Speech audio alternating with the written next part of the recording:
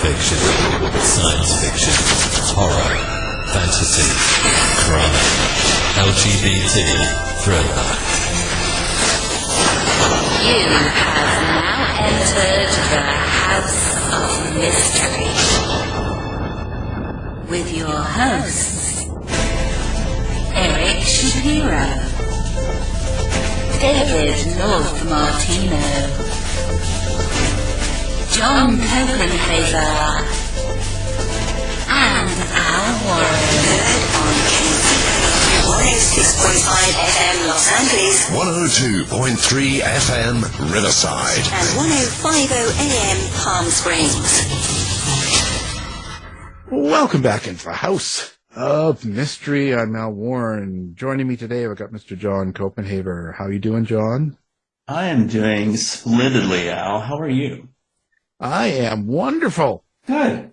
aren't we just, so positive? Well, yeah. So what's going on in the John world? You got the Outright coming up, and you got VoucherCon coming up. You're busy. Wow. Yeah, I have a lot of, I don't know why, like the school year begins and like all these conferences happen all at once. But yeah, so the Outright DC is happening, doing a panel on queer crime fiction with some great authors that many of whom have been on your show. And so I'm looking forward to that. That's kind of, easy virtual stuff. And then, VoucherCon in San Diego is going to be a lot of fun, but exhausting. Yeah, because you got to do that, then come right back to school, right?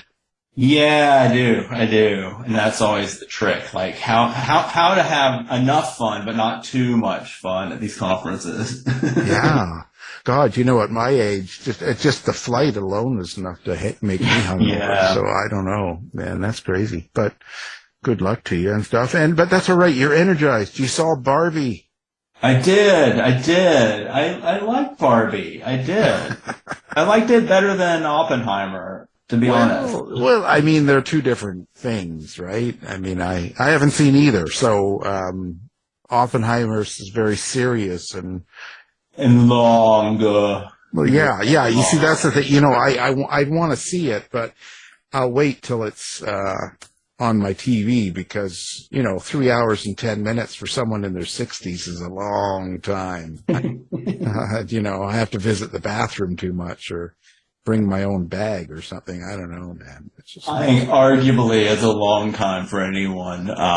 But both have lots of virtues. So it's not that one was bad, but, it was a lot. Yeah. No, I'd be interested. I'll see both, but not like everyone else. I'm not waiting in pink in a lineup.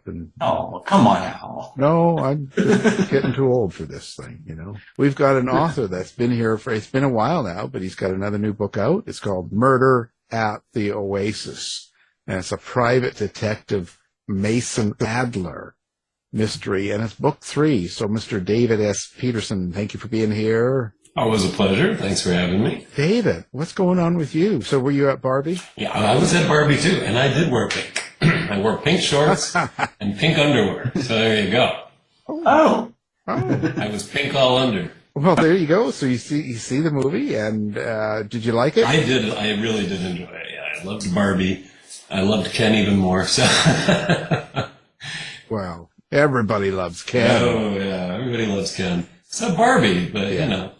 It was a good movie. I definitely enjoyed it. It definitely wasn't just for kids. In fact, I think it was more for adults than anything else. But yeah. Yeah, I've heard that, but it surprises me because the ads for it make it look very, it looks like a kind of a funny, silly movie. It doesn't look like anything serious. Yeah, and there definitely are some it's a funny movie, but there are some very serious, moving parts to it. I mean, Rhea Perlman has an excellent role in it. Yeah, her parts are very touching. Yeah, it's almost a kind of a Trojan horse movie. You think you're getting this one thing, and you do get some of that, but you get there's a lot of like substance, like underneath the silliness in the pink. Exactly. I like to see Ken's moving parts, but well, I just heard a lot of negative too, in the sense, because conservatives are saying it's man-hating. I wouldn't say it's man-hating. I would say it's woman affirming, so that would be, I think that's more my take on it. It makes a point, I think, that is probably uncomfortable if you're particularly conservative. Yeah. Yeah, it's strange, but that seems to be the whole case of society right now. There's just a lot of, like straight pride, and there's a lot of, it's like having two kids, and one's getting the attention, so the other one's upset. Yep. Acting out. Now, listen, so you've written a new book, and this is exciting. So this is book 3 of your Detective Adler book. Yep.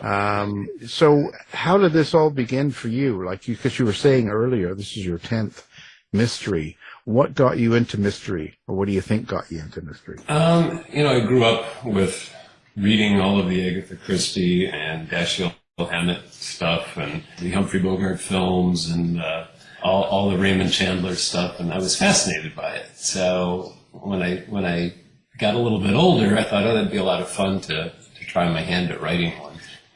My first actual book that I ever wrote was a gay romance, and it was dreadful and awful. So I shelved that really quickly, and I think I found that mysteries are more my forte, so that's how I got started in it. So yeah, I wrote 7 Heath Barrington books, Detective Heath Barrington books, and this is the 3rd, Mason Adler. This one takes place in Palm Springs, which is a lot of fun, a new location. And always a fun location to visit. We'll be there in September as well. So it's a place I love to go, and I thought it'd be a fun place for Detective Mason Adler to go as well. What didn't you like about writing gay romance? What was the issue with it? You just don't like writing romance, or? I have nothing against writing gay romance. I certainly like to read it. I didn't do a very good job at it. I might take another stab at it at some point.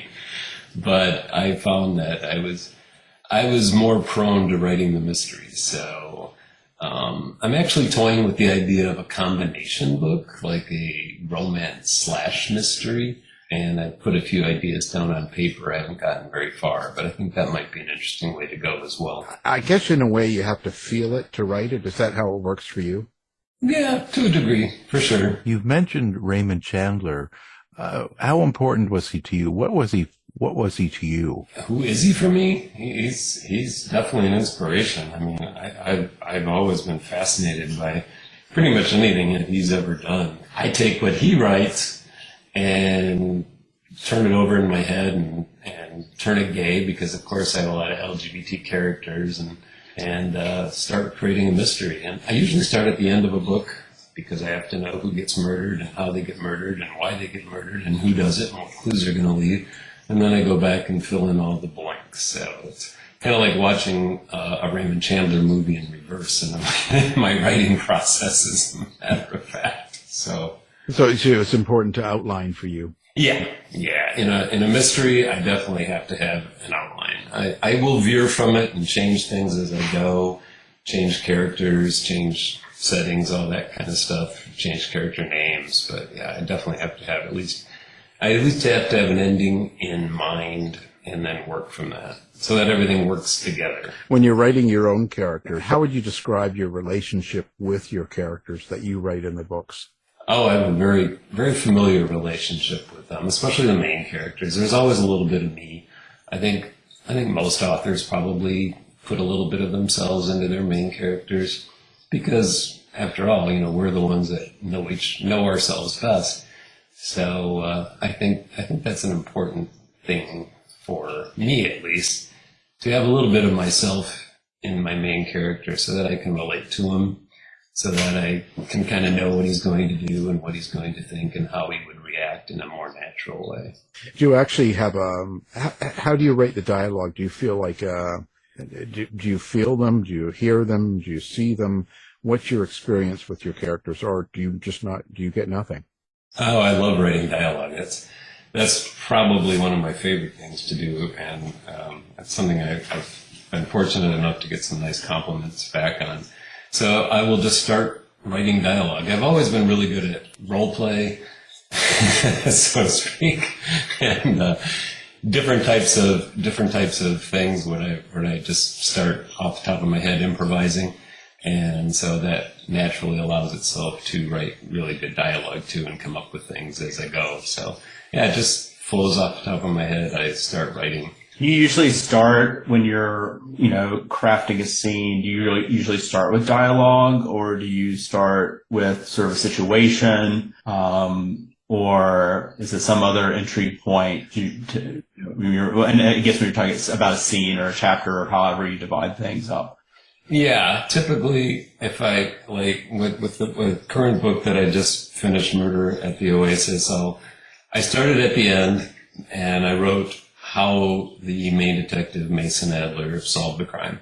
And it was all dialogue. So, I discovered that you did X and this is why you did this, and etc. And then there's this back and forth, and then I go start at the very beginning. And I'm like, okay, how am I going to get this thing? How am I going to get the ball rolling? So I start writing dialogue. So I prefer dialogue actually to descriptive scenes. I mean, descriptive scenes are important, but I like to let the dialogue do most of the talking, so to speak, and go from there. So that's basically how I work. Now, it sounds like you kind of work from the back and then you sort of know where things are headed. You've outlined and structured it, and you kind of write into it. Have you ever had a situation that through that process have changed things significantly, like had a discovery that you weren't planning on? I often think about this because I kind of personally as a writer fall somewhere in the middle. I do a lot of outlining, but then I have I don't always adhere to my outline. So I can relate. Yeah, I mean, I definitely start with an outline, but it has changed. In the Mason Adler series, in the very first book, which was Murder on Monte Vista, one of the characters I originally had planned on being the murderer.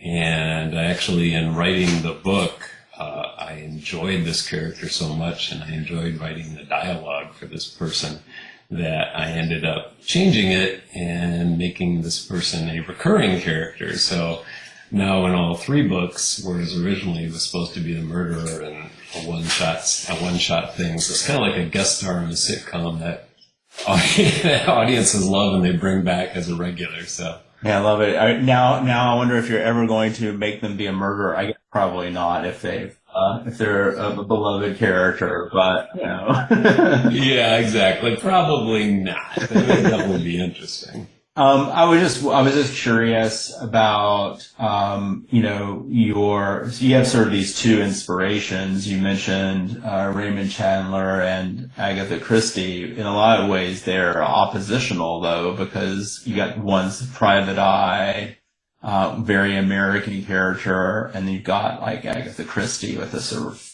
puzzle mysteries. Do you lean more to one or another, or do you find some, place in the center of those two things? Yeah, that's a good point, John. Good. I never really thought about it that way, but definitely my early books, especially the Heath Barrington ones, I think leaned far more towards the Agatha Christie side of things. The later series, the Mason Adler books, I think are leaning more towards the Raymond Chandler side of things. But I think there's always a little bit of crossover between the two, and I do love them both. And I think there's room for both of them in my books. Yeah, I agree. I feel like people sometimes talk about them as, you have to choose a lane. You're either like, right. And I personally, I would hate to feel that way as a reader because I enjoy both as a reader. So why would I do that as a writer? Exactly. It's limiting. It's good to be versatile. Right. Oh, you guys are disgusting. I have no idea what you mean by that. Yeah. My poor ears. We're simply talking about authors. Of course you are. Yes. Well, I'm wondering, but when you put the story together, like when you have the ending, the murder, that sort of thing, and you're working your way back, do you also have a meaning, or you're hoping the reader picks up that's not necessarily the direct story, but maybe something that the story relates to? Like a message? Yeah, is there some sort of... Definitely. I mean, my books so far have all been historical, set in the 40s. The mystery romance that I'm toying with is more contemporary, but because the other ones are all historical, I always hope that the reader, the main thing that they will take away besides just enjoying the book, is that we have always been here as LGBTQ plus people. We've always been around. We just had to be a lot more hidden in the past, and hopefully they will come away with a history of what LGBTQ plus people went through in the past, and in some cases are still going through, and that, it's, as they say, it's important to remember the past so as not to relive it, so redo it. So that's one of my biggest goals in writing historical fiction, is to educate the people as to what life was like back then and what the struggles were. How do you get your research done in that area? Like, what do you do to make it fit the time? Like, how much do you look for? Research is critical for me because I want to be accurate. I've read some books. I won't name names, but clearly they didn't do a great deal of research.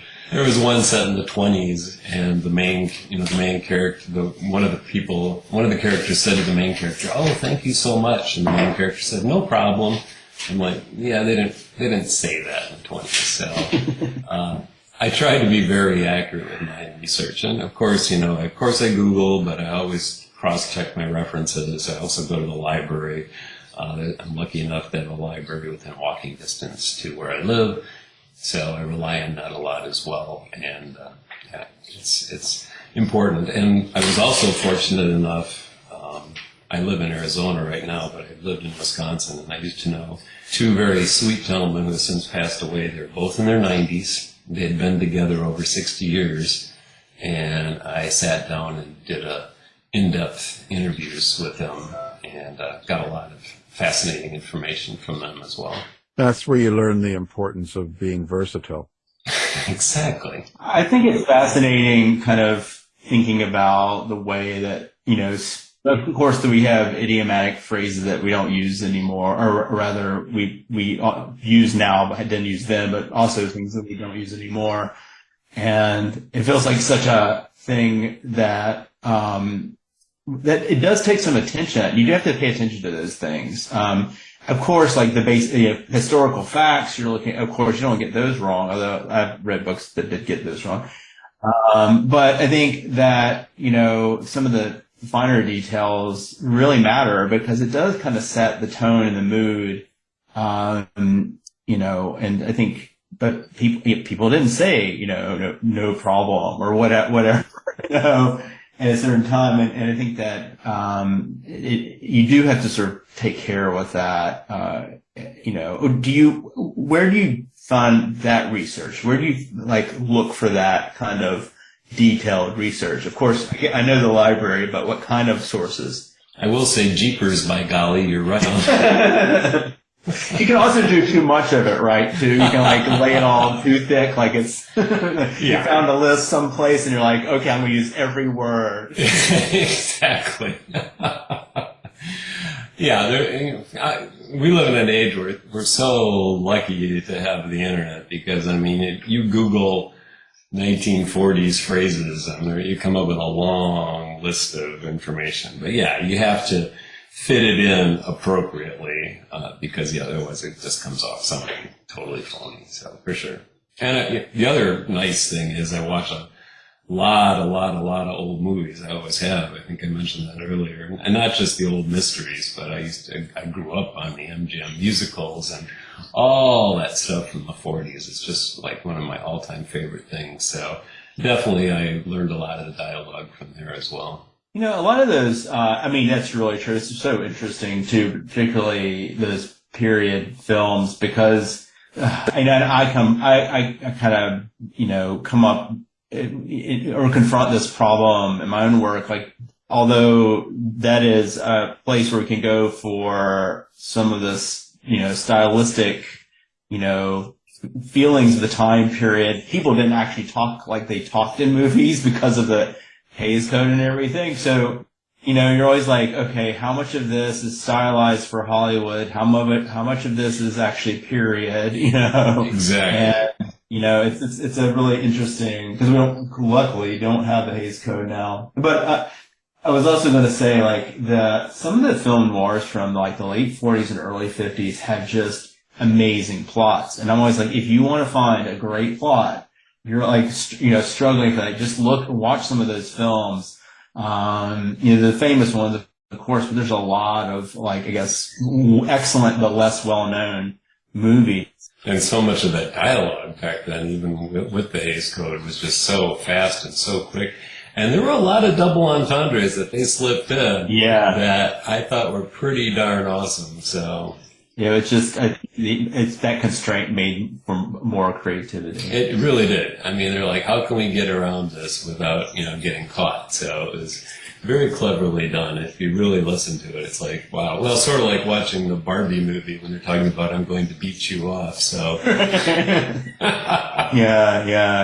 I mean, it's that coded. I mean, in fact, it's really interesting because it fits well when you're writing, LGBTQ characters, because there was so much coding going on there as well, and so it works. It works. Yep. Sadly, there had to be a lot of that back then. So and a lot of people, even to this day, are still cautious. So in certain situations. Yeah, I certainly have to be.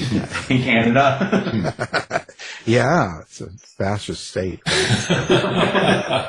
You had a big divorce on your hands, I guess. Well, that's how it goes. Old Trudeau's turning gay.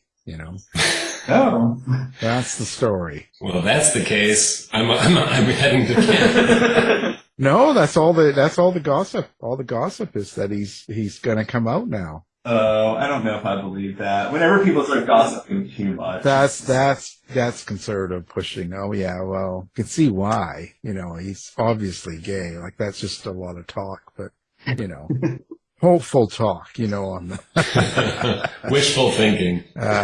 Wishful exactly. thinking. Yeah. Well, myself, when I do old books, I always like getting into the newspapers and going through it for the year, kind of going through every day to see what they're complaining about and who they like and who they dislike and what's going on in the media, with their television or movie stars, depending on the time, right? And stuff. Yeah, you can get a lot of gossip and how they approach each other, how they talk about each other.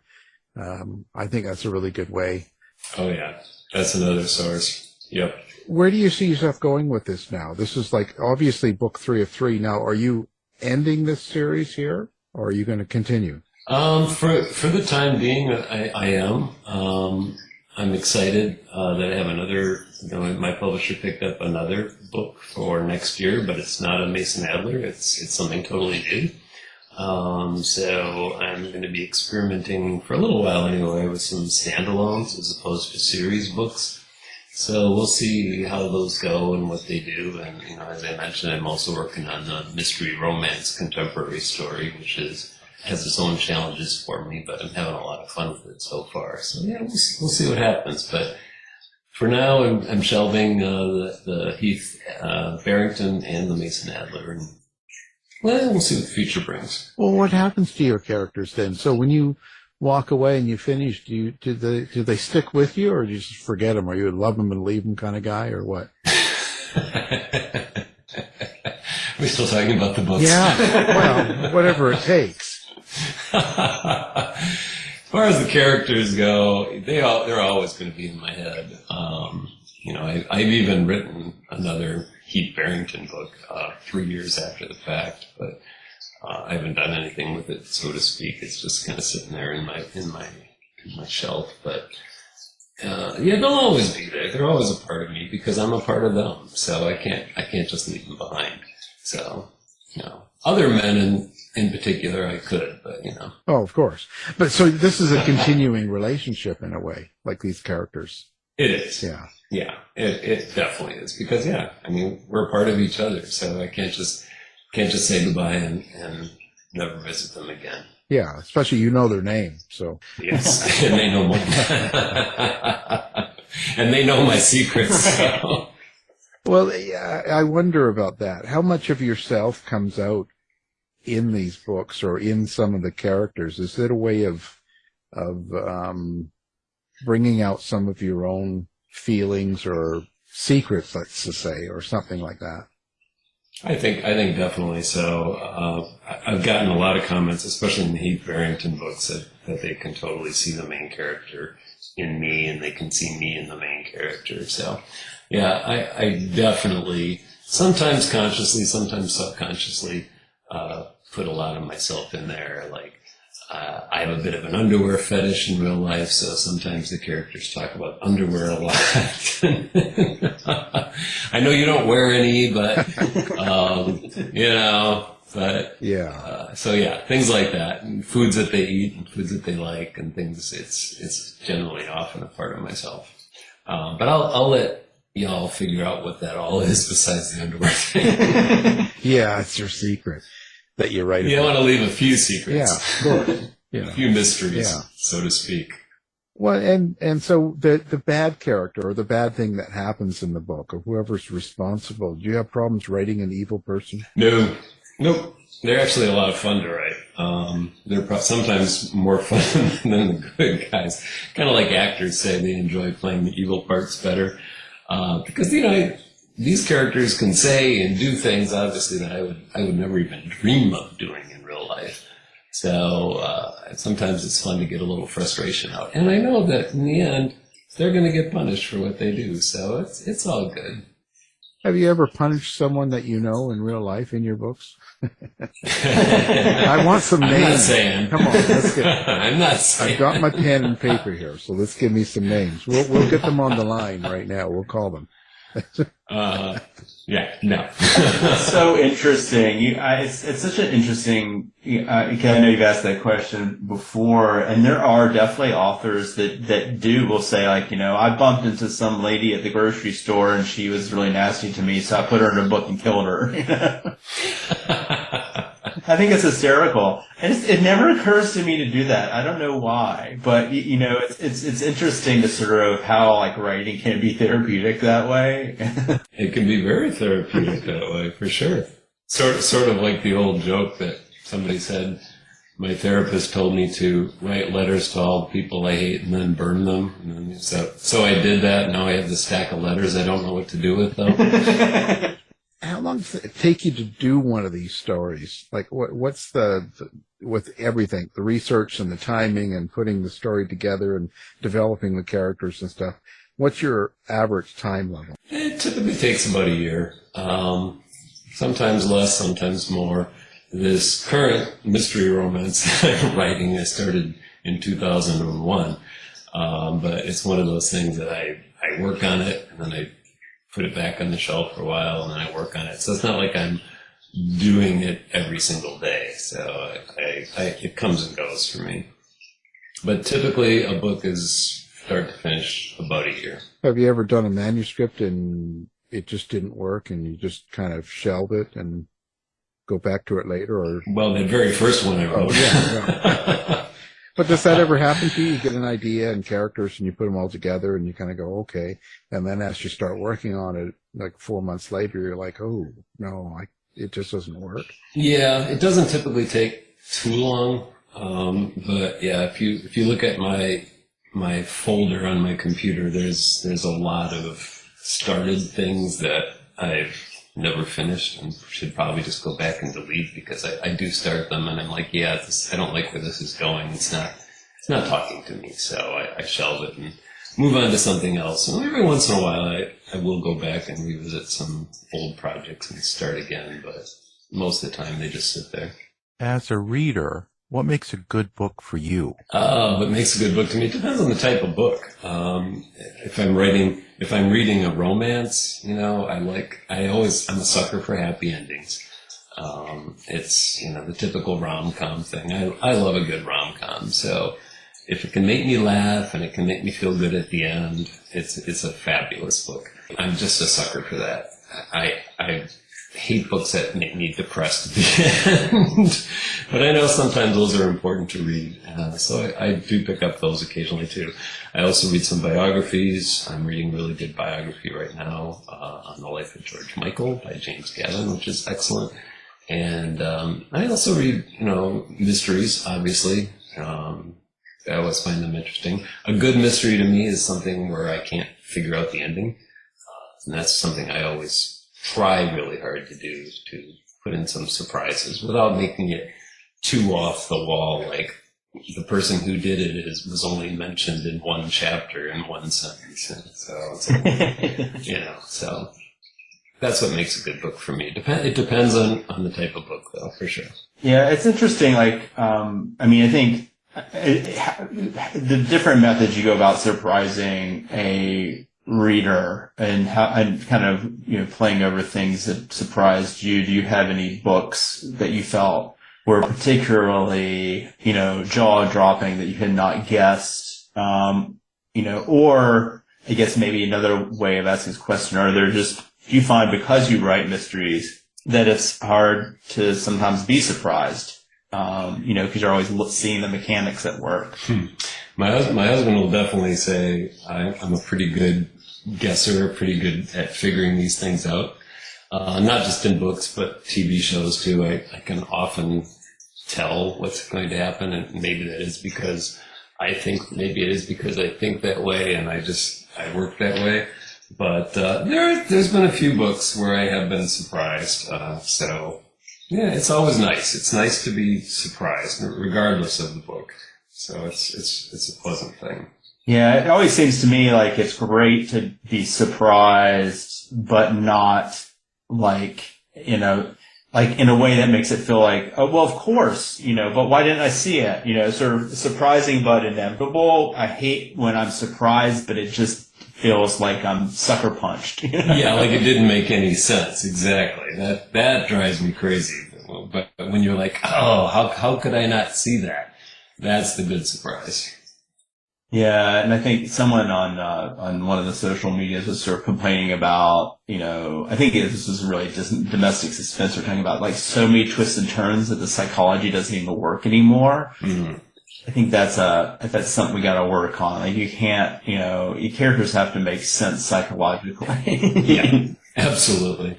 Yeah, absolutely. And it's a challenge. It's not an easy thing to do. So, but it's something we got to always be mindful of for sure.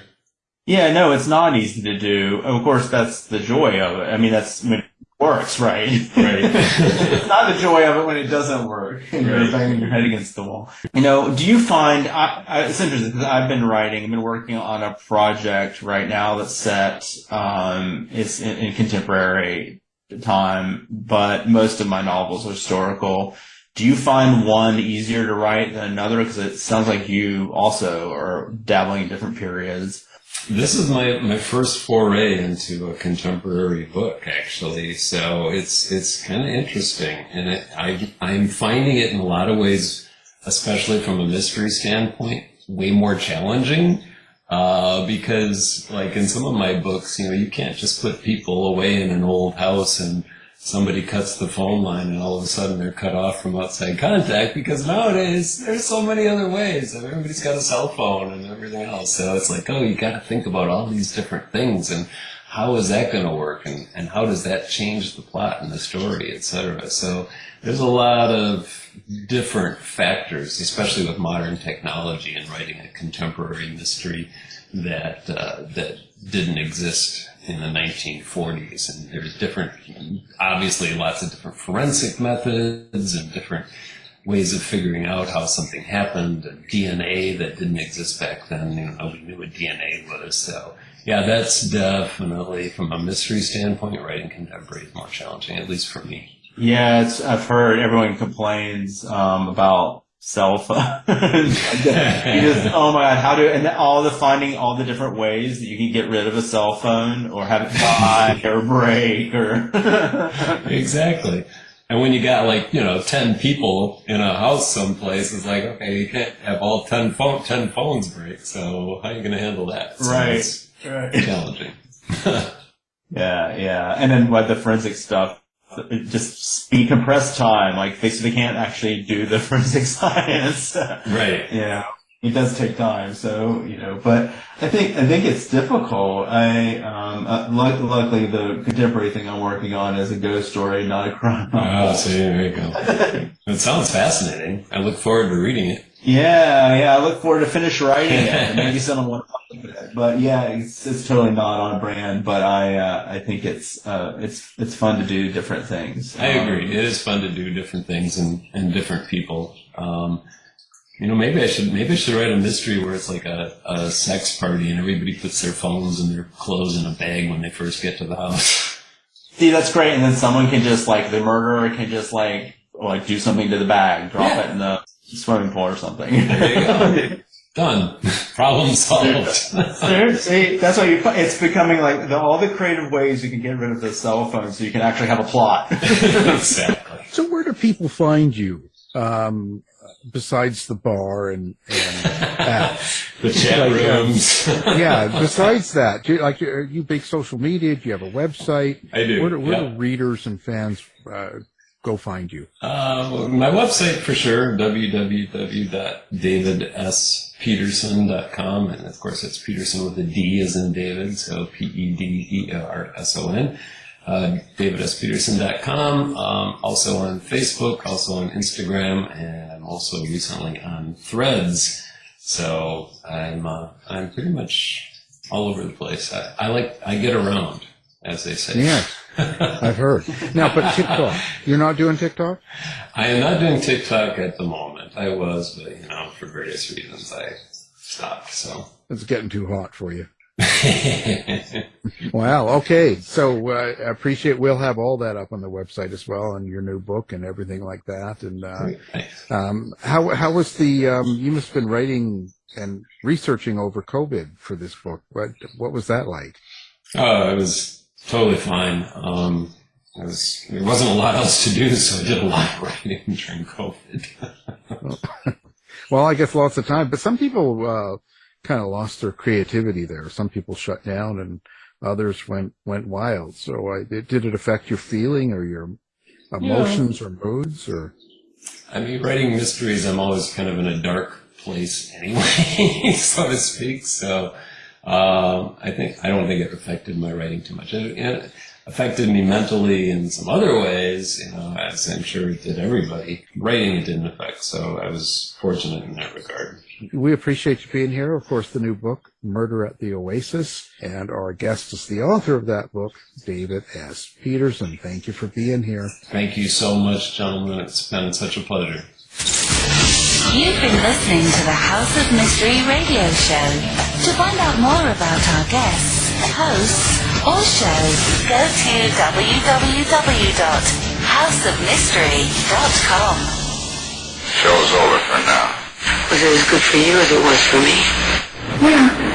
Good night. This has been a production of Something Weird Media. I'll be back.